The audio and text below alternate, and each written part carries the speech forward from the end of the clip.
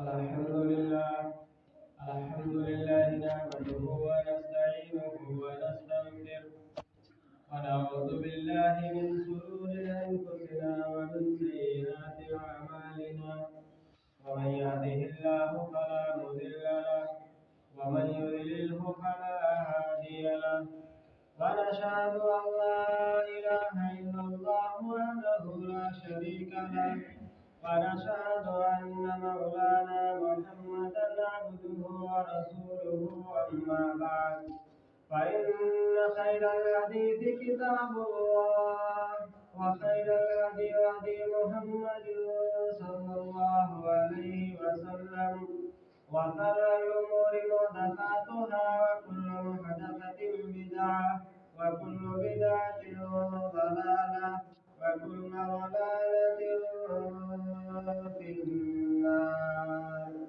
أعوذ بالله السميع العليم من الشيطان الرجيم. بسم الله الرحمن الرحيم. يا أيها الناس اتقوا ربكم الذي خلقكم من نفس واحدة وخلق منها زوجها وبث منهما رجالا كثيرا ونساء واتقوا الله الذي تساءلون به والأرحام إن الله كان عليكم رقيبا. يا أيها الذين آمنوا اتقوا الله حق تقاته ولا تموتن إلا وأنتم مسلمون. يا أيها الذين آمنوا اتقوا الله وقولوا قولا سديدا يصلح لكم أعمالكم ويغفر لكم ذنوبكم ومن يطع الله ورسوله فقد فاز فوزا عظيما.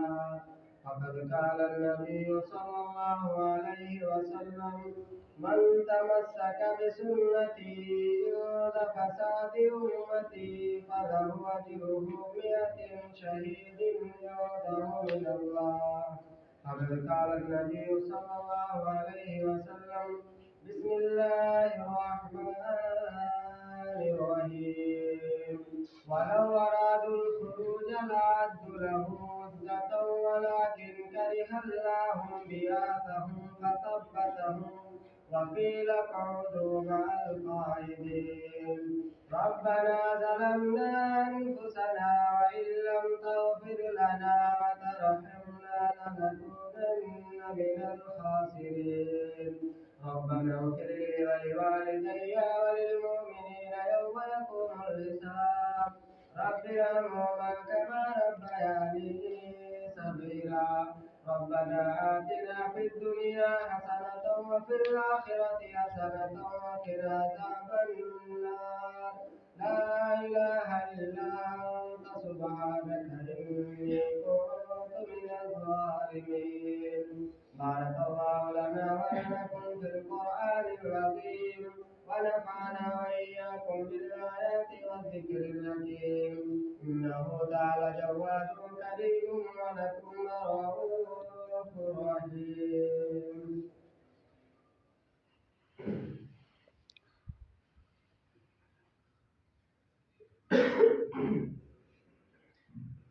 الحمد لله نحمده ونستعينه ونستغفره ونعوذ بالله من شرور أنفسنا ومن سيئات أعمالنا.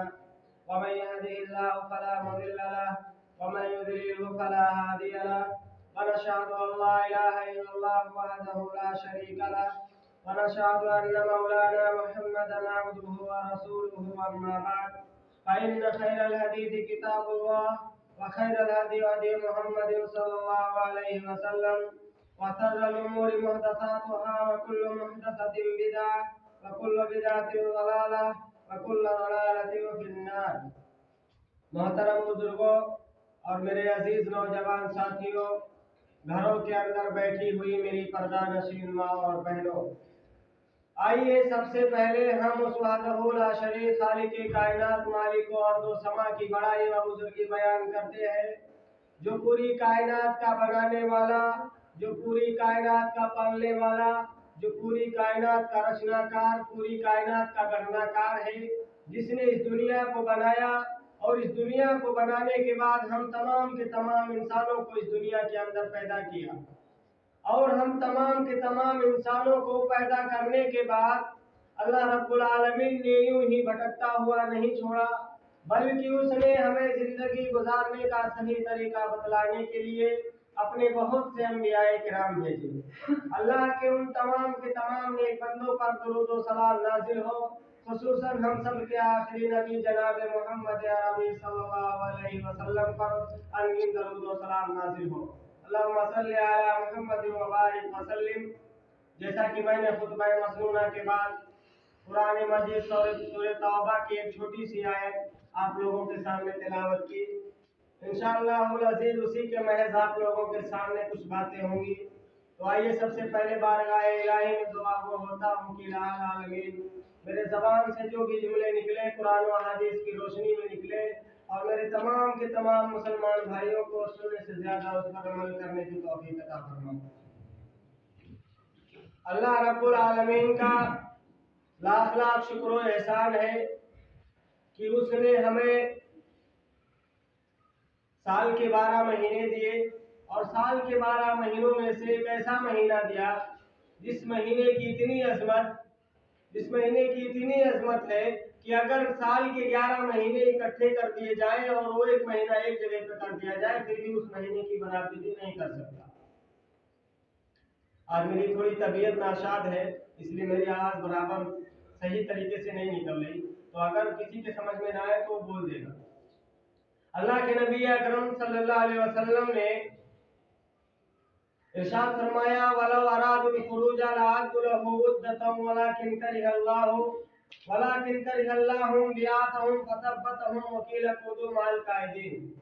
قرآن مجید 10واں پارہ سورہ توبہ آیت نمبر 46۔ اللہ رب العالمین نے اپنے نبی کو مخاطب کرتے ہوئے فرمایا کہ اے نبی، بہرحال یہ جو آیت میں نے آپ لوگوں کے سامنے تلاوت کی ہے یہ آیت جنگ کے مطابق ہے، مطلب جنگ میں تیاری کر کے جانا چاہیے۔ ویسے یہ رمضان المبارک کا مہینہ آ رہا ہے تو ہمیں رمضان المبارک کی کیا تیاریاں کرنی چاہیے۔ آج جو میں موضوع لے کر آپ لوگوں کے سامنے حاضر ہوا ہوں وہ میرا موضوع یہی ہے کہ ہمیں رمضان المبارک کے مہینے کا استقبال، اس کی تیاری کیسے کرنی چاہیے۔ اللہ رب العالمین نے ہمیں سال کے 12 مہینے دیے، سال کے 11 مہینے ہم نے یوں ہی گوا دیے۔ اب یہ رمضان المبارک کا مہینہ جو بڑی بابرکت والا مہینہ ہے، اللہ رب العالمین کے فضل و کرم سے، اس کے احسان و کرم سے پتہ نہیں ہمیں وہ مہینہ ملے یا نہ ملے، ہو سکتا ہے اللہ رب العالمین ہمیں رمضان المبارک کا مہینہ عطا کر دے۔ اللہ رب العالمین کا لاکھ لاکھ شکر ادا کرو کہ اللہ رب العالمین نے ہمیں رمضان المبارک کے مہینے کے قریب لا کر کھڑا کر دیا، اور ہم نے اس رمضان المبارک کے مہینے کی تیاری کیا کی ہے۔ آج دیکھا جائے تو ہمارے معاشرے کے اندر اگر رمضان المبارک کے مہینے کی تیاریاں ہوتی ہیں تو ہماری تیاریاں یہ ہوتی ہیں کہ ہمارے گھر میں کھانے کے لیے تیل نہیں ہے، ہمارے گھر میں کھانے کے لیے سبزی نہیں ہے، دال نہیں ہے، ہم اس کے انتظام میں لگ جاتے ہیں۔ گھر کا جو گارجن ہوتا ہے، جس کے سر پہ ذمہ داری ہوتی ہے، وہ یہی سوچتا ہے کہ ہمارے گھر میں تیل نہیں، کوئی سوچتا چاول نہیں، کوئی سوچتا گیہوں نہیں، مطلب دنیا کی جتنی بھی کھانے پینے والی چیزیں ہیں، لوگ جو گارجن ہوتے ہیں وہ یہ سوچتے ہیں کہ یہ چیزیں ہمارے پاس آ جائیں، ہم ان کا انتظام کر لیں۔ بہرحال اگر دیکھا جائے تو رمضان المبارک کے مہینے کی تیاری کیا ہونی چاہیے؟ رمضان المبارک کے مہینے کی تیاری ایسے ہونی چاہیے جیسے رمضان المبارک کا مہینہ آنے پر ہم مسلمان ایک ساتھ مسجد میں کھڑے ہو کر، جیسے جمعے کے دن ہم مسلمان ایک ساتھ مسجد میں کھڑے ہو کر اللہ رب العالمین کی عبادت کرتے ہیں، سال کے 11 مہینے ہمیں مسجد سے مطلب نہیں ہوتا، سال کے 11 مہینوں میں 8 دن پہ جمعہ آتا ہے، ہمیں جمعے کے دن صرف دکھائی دیتا ہے ہمارا نوجوان مسلمان۔ ہمارے بوڑھے مسلمان بھی ایسے ہیں جو خاص کر کچھ لوگ ایسے ہیں، سب کو میں نہیں کہتا، کچھ لوگ ایسے ہیں جو 8ویں دن نماز پڑھنے آتے ہیں، کچھ لوگ 5 وقتہ نمازی ہوتے ہیں، کچھ سال پہ 365 دن میں جو عید بقرعید آتی ہے اس میں آتے ہیں۔ بہرحال رمضان المبارک کے مہینے کی تیاری کیا ہونی چاہیے؟ رمضان المبارک کے مہینے کی تیاری یہ ہونی چاہیے کہ جیسے اللہ کے نبی اکرم صلی اللہ علیہ وسلم کے پاس رجب کا مہینہ آتا تھا، رجب کا مہینہ شعبان سے پہلے آتا ہے، اور رمضان کا مہینہ جو ہے شعبان کے بعد میں، پہلے رجب پھر شعبان